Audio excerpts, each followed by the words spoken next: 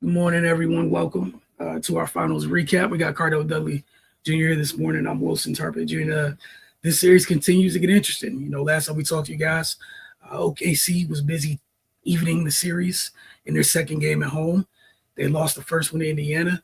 Indiana was at home last night for the first of two, and they took care of business. Some of the things that Cardell you touched on last game, Indiana checked a lot of those boxes last night as they got that W. So Tyrese a little bit more aggressive. They got Siakam going early.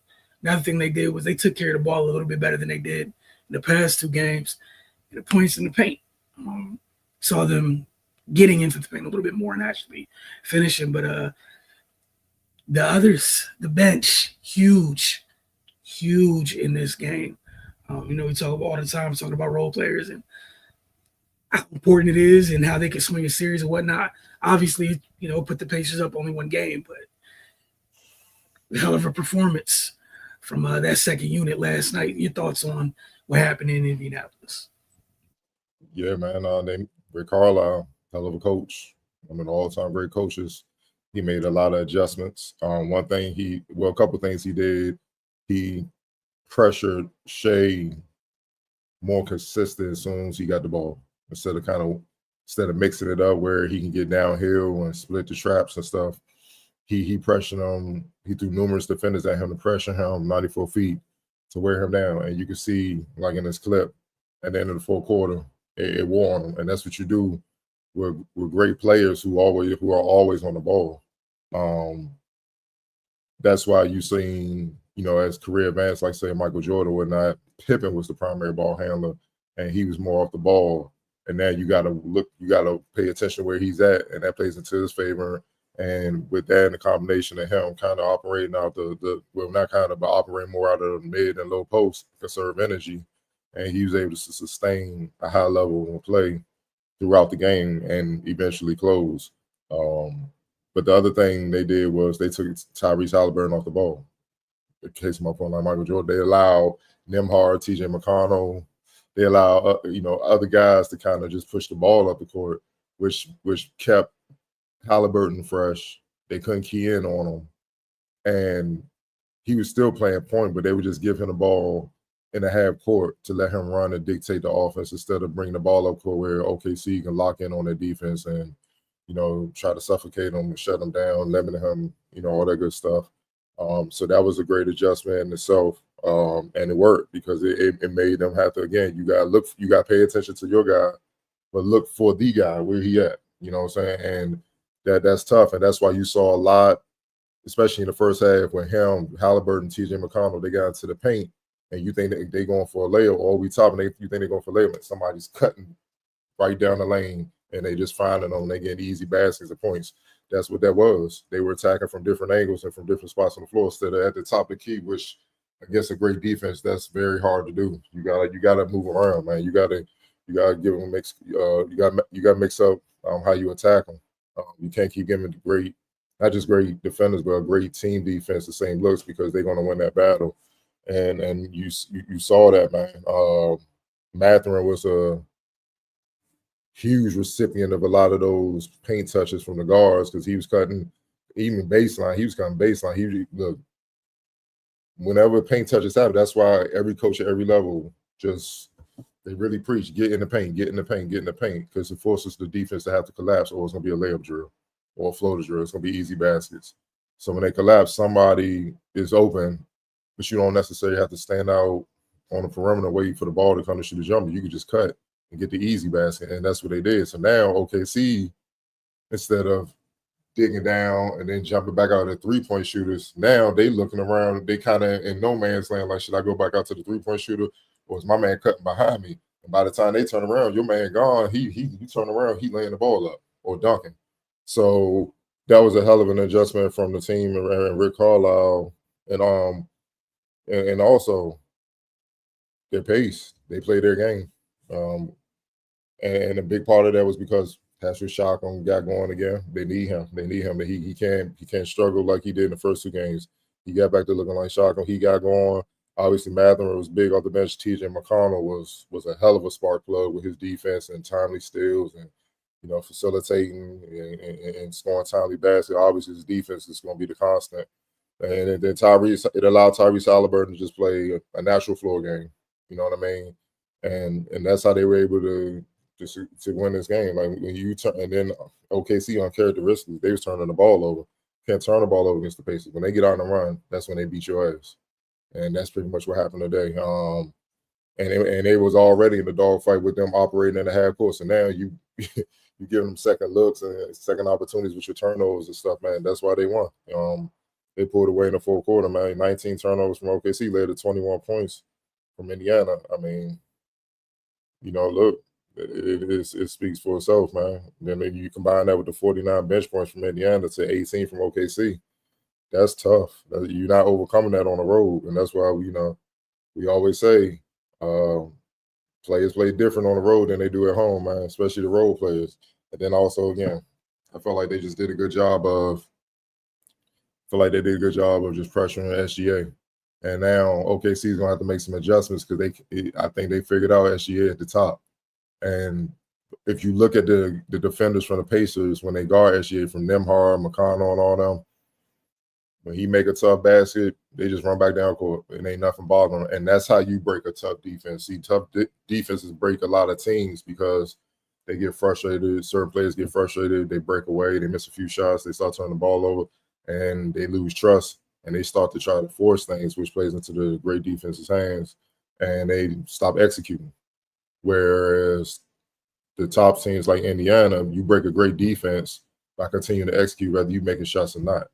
Because now the defense, like, man, these dudes not going away, and they're not going away. In the first quarter, second quarter, third quarter, fourth quarter, you got them on their heels because you ain't going away. You still execute, you succeed, and sometimes you score, sometimes, and now they got something to think about.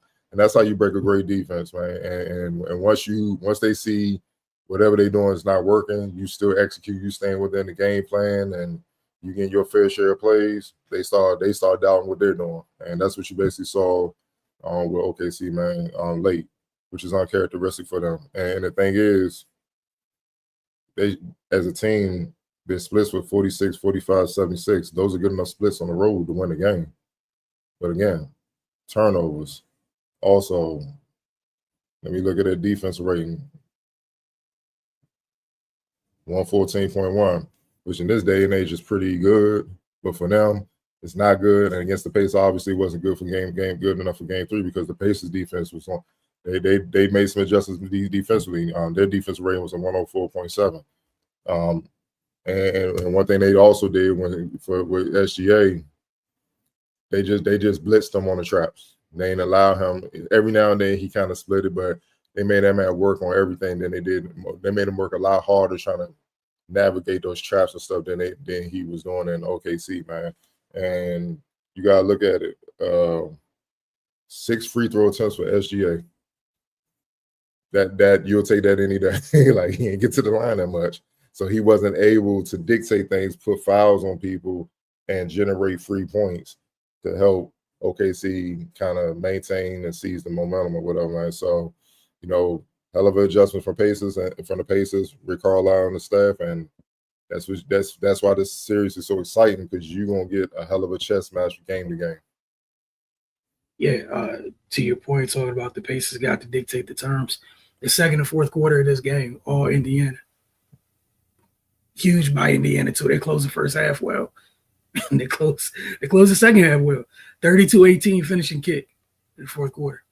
Closed the first half 40 freaking points, 40-point quarter. In the finals, you're doing what you're supposed to do. And again, only gave up 28 that quarter. OKC's going to score. Miles Turner was huge in this game. Not going to show crazy in the box score. Defensively, we're talking about the Pacers' defense and how much more improved and on a string they were in this game versus game 2. He had 5 blocks in this one. I thought him, Pascal, Obi, they did a great job. Once OKC players did get in the paint, they weren't getting the same quality of looks they got in games 1 and 2. They got down there and they just, to a large degree, it just got swallowed up. You didn't see anything anymore. So maybe the ball, you saw the ball pop out of bounds and trying to figure out whose ball it was. But for the most part, they took care of a lot of that. TJ McConnell's energy was crazy. Again, talking about having your role players step out, but 49 bench points in a finals game is crazy.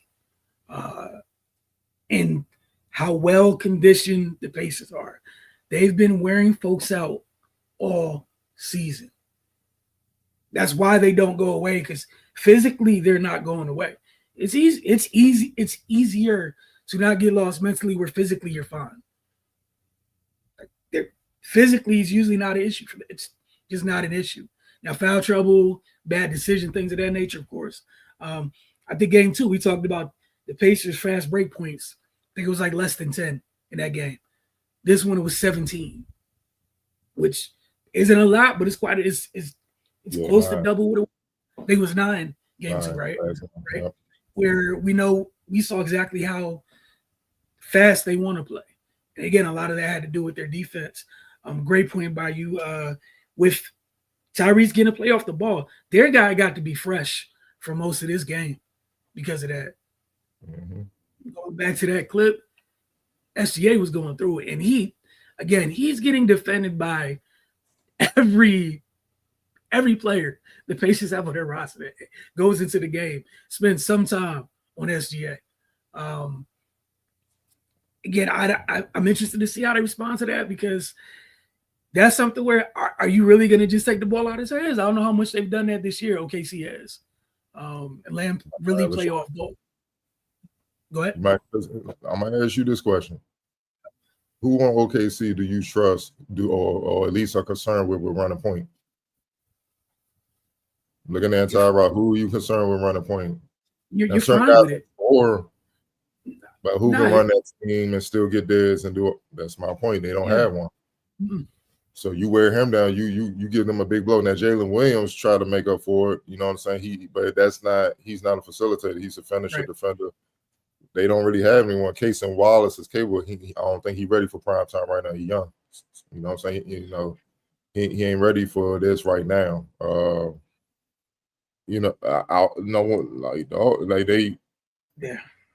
But the Pacers point guard depth, if Tyrese don't got it, Nembhard is a capable point guard, and he's starting. He's a natural point guard. He's played point guard his entire life. He's just playing off the ball because that's the role he is. But he can play point if you need him to. You also got TJ McConnell, obviously. You got Ben Shepherd. Hell, you got Shockham and those guys. Obi was a guard most of his life, so he hit the growth spurt and got the cut. Like, you got guys that are comfortable bringing the ball up and making sound decisions. That's the key. So, you could try to suffocate Halliburton, but it's even tougher to do that because they throwing him off the ball now, but still giving him the dribble handoff and stuff. Now run the offense, and that's how you saw him getting open, coming off screens instead of from the top of the key where they can key in on him. He's coming from the elbow, from the corner, and then they scrambling. They confused on if they should blitz him or not because they don't know if he's the guy looking to score. He's initiating the offense, and he just reading what they're doing. You in drop coverage? Let me step back and hit this three. You blitzing? Here you go, my son. Let me go past you. Get in the paint. Mathurin cutting back door. Boom. Or let me go score my damn self. If I miss, Obi Toppin coming over everybody dunking it home. And it just now as a defender, you looking at all the ways they score, and now your mind scrambling like, what do we need to slow down the most? But everything is like a tidal wave. It just keeps coming. Mm-hmm. And that's what you saw tonight. So yeah, OKC, the coaches they got to do something, man. Because I think the Pacers have figured out not to stop SGA, but contain him enough to pull out another win, man. I think they have, man, because he was worn down because he had to work so hard on both ends. Yeah, and again to the Pacers and what they have going on in the half court and how well they execute, the timeliness of their cuts are absurd. For 4 quarters last night, you got people cutting off folks' shoulders. Like, it's running backs going through offensive line at times. Like, it's that tight, some of these cuts. And, again, we got so used to we're in this age where everybody kind of plays the same way. When you drive baseline, you're looking to swing it to the opposite corner. There's another swing to the top for another three-pointer.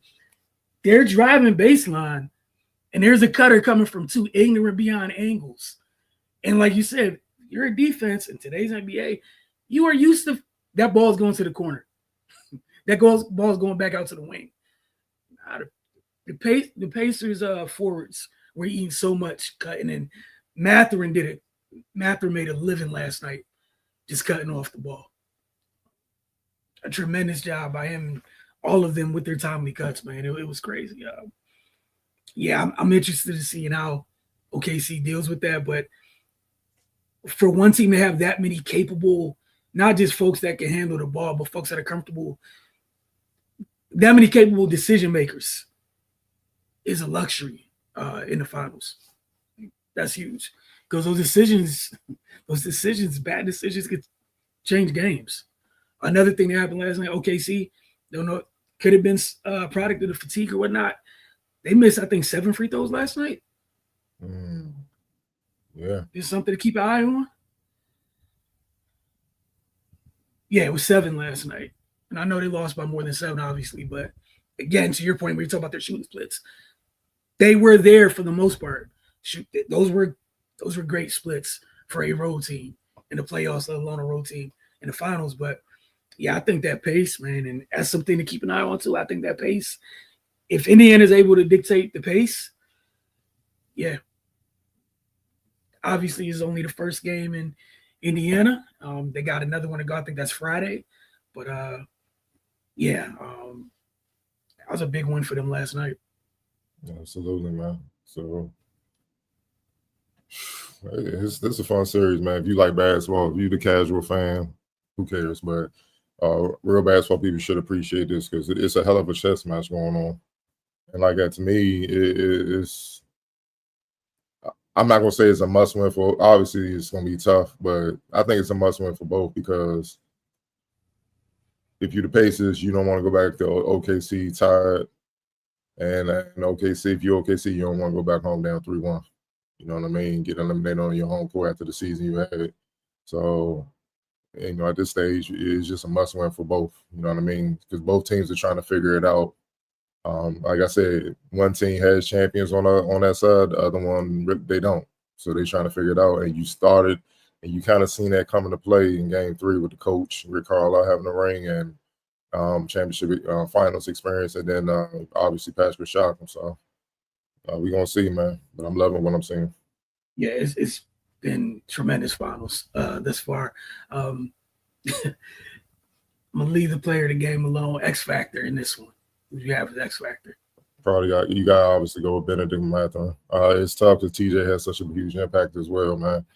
But Benedict is scoring 27 off the bench, 9 to 12, 2 or 3 from deep, 7 to 8. You know, 4 rebounds, plus 16. He had the second highest plus minus in the game behind Obi. You know, and you getting that off the bench, man. That's huge, man. Because you gotta. I'm going back to Game 1. I'm looking at him. He was 1 for 5, had 5 points. Game 2, better, 14 points, 4 for 7. So now he got 27. His confidence is through the roof now. Now he like, yeah, can nobody guard me? And he might very well, if they win it, we might look back and be very well. He was the X factor in the series because they couldn't guard him last night. It wasn't just a cuss, even 1-on-1. Like they couldn't guard him. Like he's super physical, super. Like we know how he get down because every time he come to DC, he put on the show. But yeah, he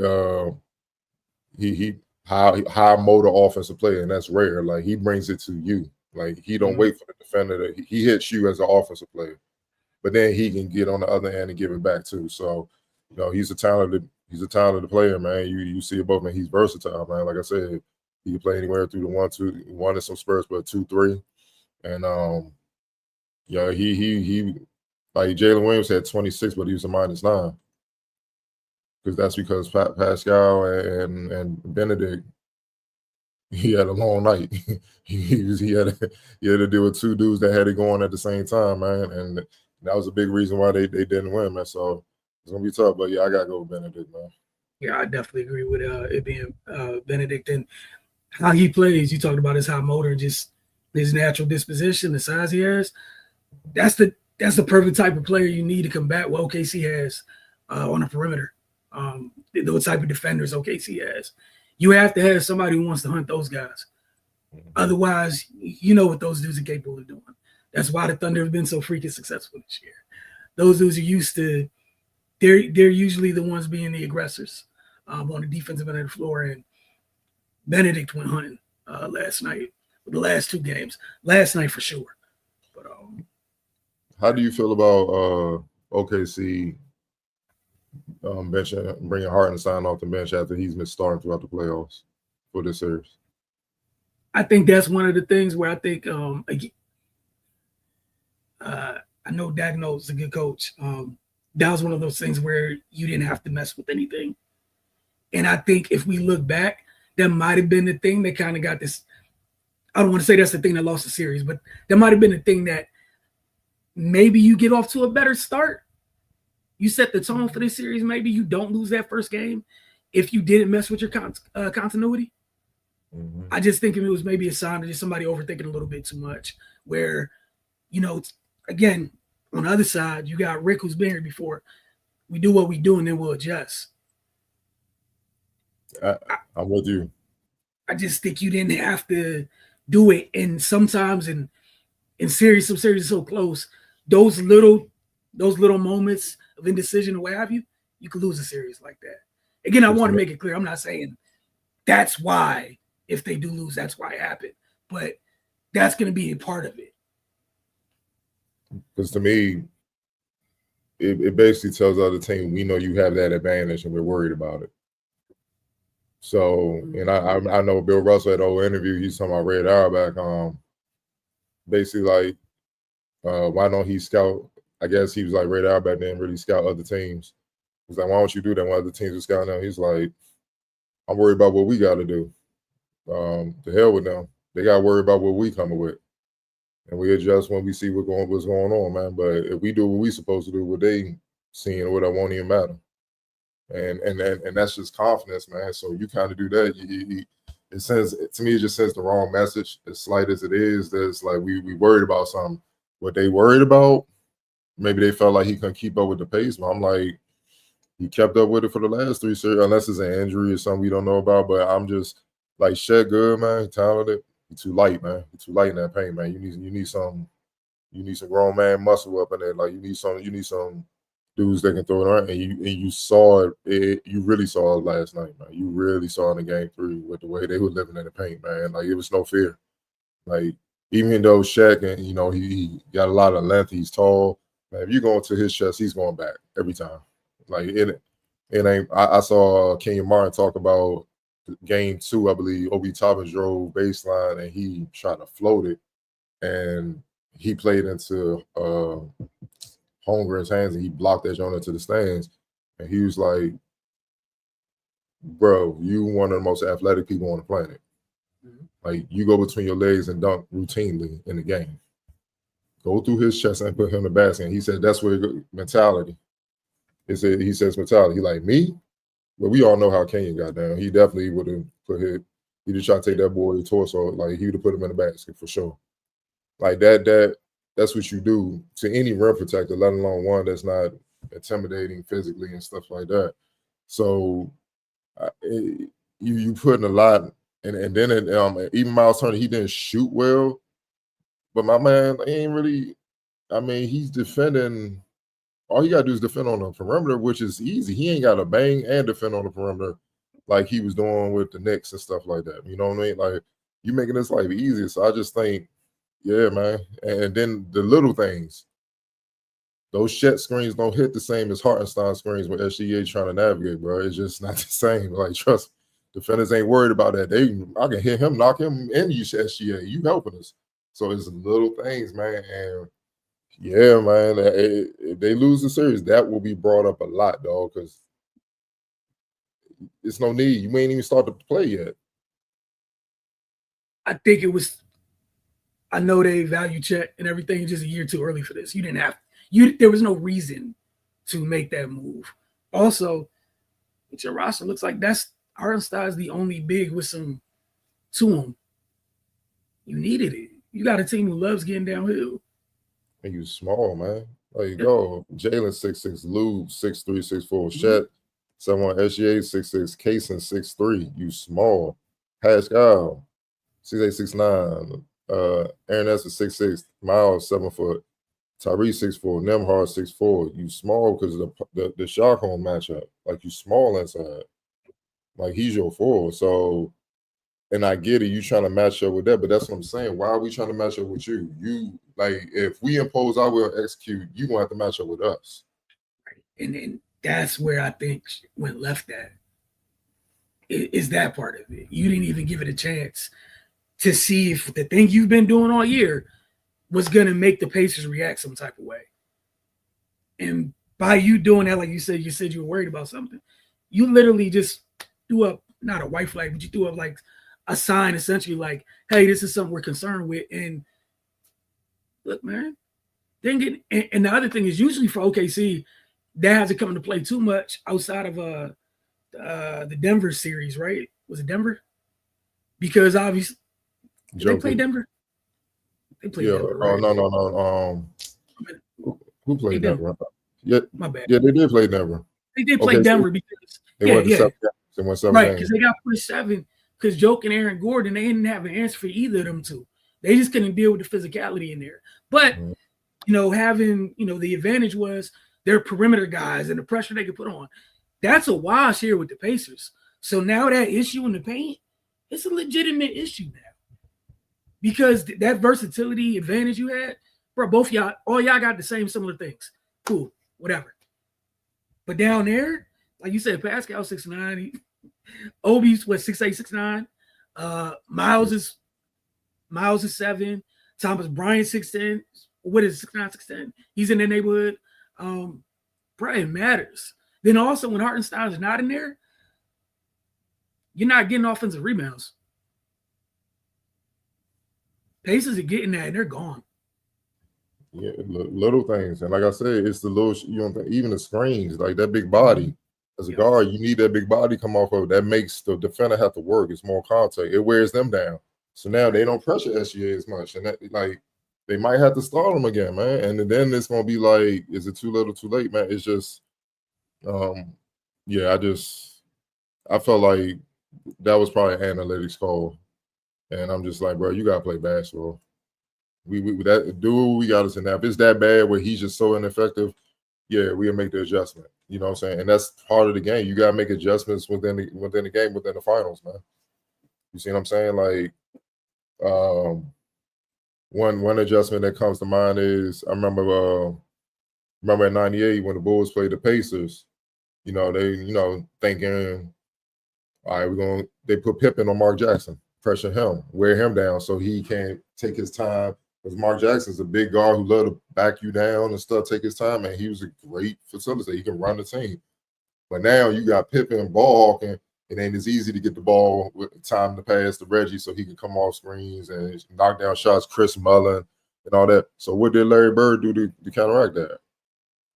He played Jalen Rose more. He played Travis Best more, who were more scorers and stuff that will attack. Now Pippen got to go get Jalen because Jordan on Reggie. You see that Travis Best on it. You see what I'm saying? It took that whole matchup thing away. You see what I'm saying? So that's the chess game. Now we just gonna see who can execute best, man. And that's what you get at this point in time in the series, man. So like I feel like he took Hartenstein out of the series, man, because Hartenstein really hasn't had any impact, but he really hasn't had a chance to have an impact. You know what I'm saying? So he can muck the game up. Like he can muck the game up and that can be to your advantage. Yeah. Right now, especially in game 3, basically what TJ McConnell's doing, Hartenstein should be able to do that for you. The way he's making the impact, how he mucking up the game, he in there physical, getting offensive rebounds, stealing the ball. Well, Hartenstein should be able to get offensive rebounds, block shot, alter shots, set good screens, get guys open, roll the basket, finish strong and stuff. It's just a bro, you got man. I just don't. It doesn't make any sense, man. I remember going into the series when I saw they changed the line, but I was just like, no, what are you doing? You don't have announced it. You wouldn't have known that till we went off a jump ball, dog. You gonna do that? Because I remember I think it came out like a couple hours before tip off, and I'm like, what are you doing? And like you said, to your point, y'all would have just found out when he wasn't out there. When you left the bench to go to the center circle, like that's like I know the NBA does that because you know how we get emails before the games and they send us tell us the star lineup, but it's been plenty of times they change it right before tip. You know, like it's the finals. I ain't gotta give you look, man. You see when you see it. You know what I'm saying? So yeah, man. We're gonna see how I go on Friday. But yeah, man, this it done got interesting, man. Yeah, I think some of the things that happen, I don't know if OKC's gonna be able to put some of that stuff back in the bottle. Nah, because the Pacers confident now. You could just tell, like, yeah, we got them. Because now I think they got a better feel for who they can attack. Like they're strong defense, but certain players have advantages, man. And then that you could tell game 3 they kind of cracked the code. Because even I've seen, I'm like, Benedict Jalen struggles with Benedict. Hold on, dog. He's struggling with Benedict and Obi. He's struggling, man. Like Lou Dort was struggling. He was struggling trying to find Halliburton when he can't see him. Like, you know, like yeah. When it's not, you're not lined up directly right there in the static. Yeah. Them dudes were flying around and moving off the ball. It's Casey struggled with Nembhard, man. And Nembhard wasn't even trying to get buckets like that. No, just run. Taking what y'all give me, man. Yeah, and that's a hell of a luxury they have. That you have multiple guys who've led teams, you know what I'm saying? Who've played point guard, not, hey, I play someone, but legit point guards. That's a luxury. It's a freaking luxury. And then, you talked earlier, Pascal's been another one of those dudes. He's been a secondary ball handler for a while for teams he's played on, where he's played a big role in bringing it up and making decisions, what have you. Yeah, man. But it's just my last point, man. It's just Pacers got basketball players. That's what I call basketball players. People define good basketball players by how much you score, but if you want dimensional, you're not a good basketball player to me. And you know what I'm saying? Because if we stop you from scoring, you make no impact. We're going to have to sit you. But they got guys that can dribble, pass, shoot, defend, rebound. That's what defines you as a good basketball player. Then you got to add in the intangibles. And if you're mentally tough, you're athletic, you're physically tough, all the other stuff that really round you out as a player. But everybody can do that, like dribble, pass, shoot, defend, rebound. That's why they are. TJ McConnell, the smallest in the series, and he going in there. What do you get? Yeah, he had one rebound last night, but that was the offensive joint that gave him got the offensive joint rebound and passed it quick to Mathurin for the basket. You know what I'm saying? So, like, he'd get in there and stick his nose in there and get it done, man. You see what I'm saying? So, man, I mean, they got to figure out something, man, because this is not the way. It's not going to end well if it keeps going like this, man. Yeah, and like you said, obviously both teams need to win Game 4, but OKC, the last thing you want to do while these dudes is building confidence, do not leave this building 0-2. Mm-hmm. You know what I'm saying? Just be real honest. Them the type that might, again, how their confidence is building. They won't even, like, they already got one off of you in your building, and they didn't play great in that game. They almost turned the ball over 30 times. So, hey man, it's things you just can't do. Now you go back home down 3-1, man. There's a chance only one team's leaving there, leaving OKC. It might be the Pacers coming home to celebrate. Yeah, again, some of the stuff tonight was kind of crazy, and we've seen slowly but surely. I still don't think the Pacers have played really, really well yet in this series. I think it's been like progressively. We've seen them kind of get more and more comfortable as every game that's going on, and obviously OKC's played a big role in that. Their defense is fucking amazing, but signed a great coaching though, because they did that in the next series, and they've done that in the next series. You'd be like, all right, the Knicks got them. They got them on the ropes. Next thing you know, they coming back. Then they pull out the win. You seen that same thing, man. Like, people don't understand when you say 48 minutes, you got to play against them. Every now and then you can knock them out. Like, I think OKC got them in Game 2. They knocked them out because they just came out, got at them. But Game 1, similar. They pulled it out with the Game 1 and they ain't played well. And OKC, Game 3. Early in the fourth quarter, OKC was up by like 4 points. Yep. Then all of a sudden it was like a 12-0 run, and they just stayed out in front and won the game. You got to play the full 40. They don't go away, but that's a sign of great coaching. Like they're making adjustments on the fly. And that's why you said second and fourth quarter, they thoroughly outplayed OKC. That's adjustments from quarter to quarter. And when OKC, all right, we're going to adjust to that, and they figure that out, we're going to throw something else at you. And it's taking them too long on OKC side to counteract that. Like I could see for about, a little run, 3-minute run or something, you get me. All right, timeout. We got to fix this shit. This shit getting out of hand. But nah, man, it's taking them a whole quarter to figure it out. And you can't afford that in the finals. You're going to get beat quick. Facts. We appreciate you guys. We'll see you guys Friday night after Game 4. OKC is going to be trying to even this series at 2 games apiece.